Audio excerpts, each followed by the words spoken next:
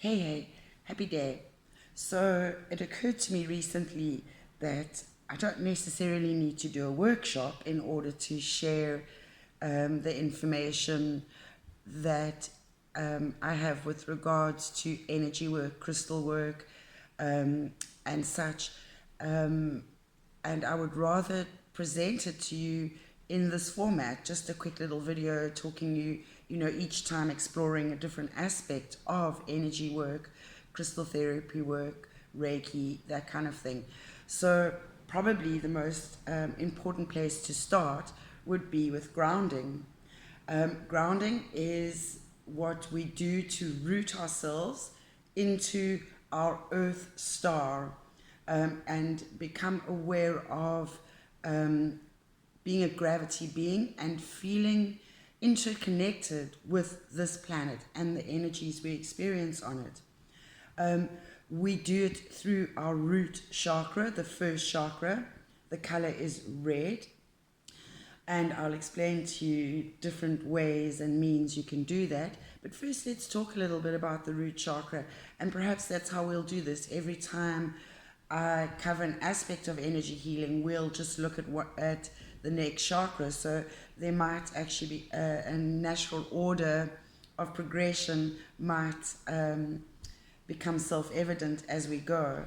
So the root chakra, I'm going to use a few of my reference books because we do love our knowledge bases. And this book is called The Book of Chakra Healing, and it's by Liz Simpson. And what she says about the root chakra,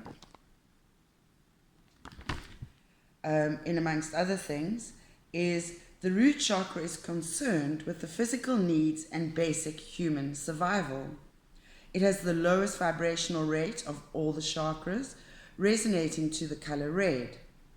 The element earth is represented by the square or yantra, and the inverted triangle denotes downward movement of energy, which keeps us grounded to the earth. And the word grounded is kind of self-explanatory.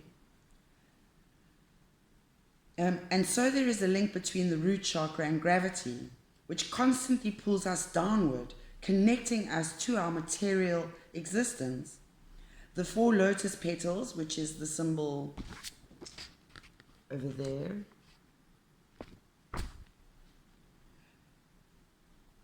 symbolizes the 4 elements of our earthly home. So that would be water, air, fire, and air, water, fire, earth. And the deity commonly associated with is Ganesha, the elephant-headed god, which Hindus believe help us overcome obstacles. And then she also summarized grounding as the importance of maintaining connection to the earth in order to be fully centered. It's how we pull ourselves towards ourselves. And then one of my favorite books, The Wheels of Life by Anna Dear Judith. And she says, I haven't read it in a while, so I'm going to kind of scan it and summarize it quickly for you and read highlights.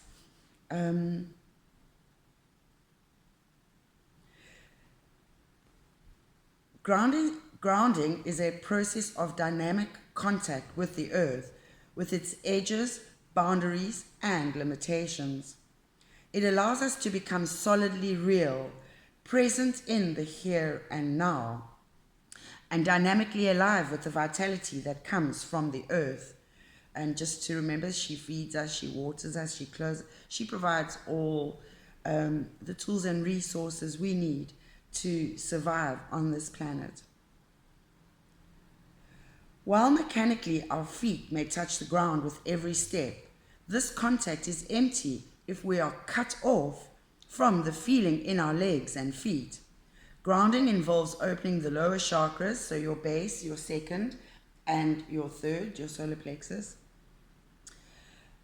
merging with gravity and descending deeply into the vehicle of the body.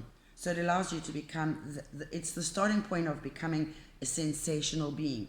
And to me, a sensational being means being in your sixth sense, which is being aware of all your senses in the here and now, very present, and they're all engaging coherently to allow you to tap into your sixth sense, which is that energetic sense of knowing what's going on around you. In the same way an animal is always alert to danger, that is your sixth sense, when all your senses are working harmoniously together.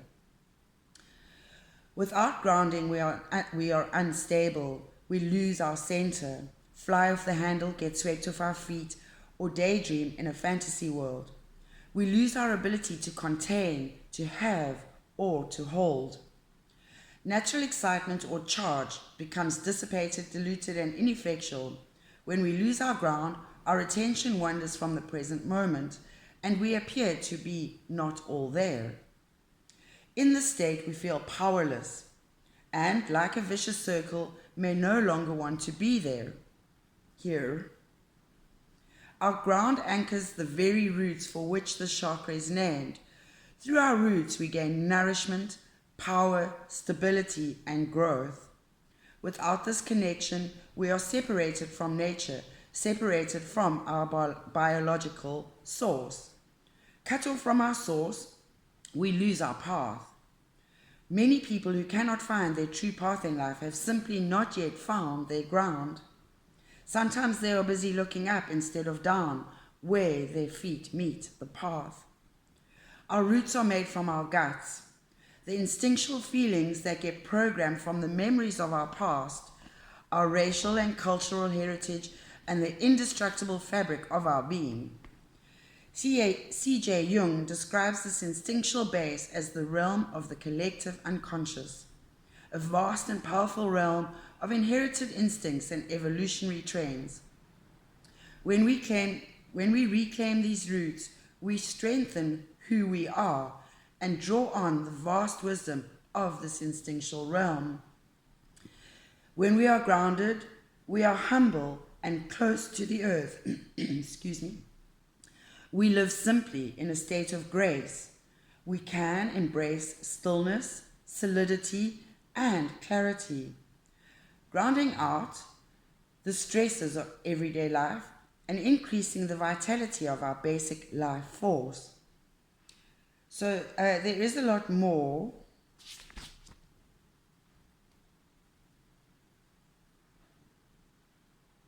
I love this book.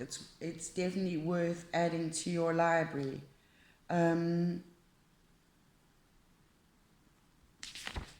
So I won't, perhaps that's where a workshop becomes useful, is that we'll be able to explore these individual topics a little more in depth, rather in a video I'm trying to keep quite short. So what do we do to be grounded? So we can use crystals, something really heavy like hematite. You would hold it, keep it on your person, and allow its weight to remind you of your the sense of gravity, your weight being pulled down. You can also use a base chakra crystal color, so jasper, red tiger's eye, anything red. You can imagine the color red. You can also grow roots. Imagine you're a tree and your roots, you grow out through your legs, through your feet and toes, all the way deep into the earth until you are sure that no matter what wind comes along, you are secured into this earth plane. The other things that one can do are to ground oneself and earth oneself is I drink coffee or eat chocolate, and if you eat meat, then that too is a very grounding thing to do. So you can try doing that. Sensationally, what you can do is really become very conscious of what you are sitting on. How does it feel? How it's supporting you, how you can completely let go and relax, and it will got you. You can feel the temperature of whatever your feet are touching. You can feel softness, hardness. You can feel a breeze blowing on you. Anything that allows your senses. What can you smell? What can you see? What can you hear? What do you taste in your mouth? Those are real biological things. How does your heart feel? Become aware of your breath, the air moving in and out of your lungs. Become aware of your heartbeat, and remember that it pumps red blood around your body and it's taking oxygen everywhere. So those are some grounding techniques, and in a nutshell, that's what grounding is. And I look forward to doing more of these videos with you. I think the next one will probably be about protection. Thank you. Namaste in Lakesh.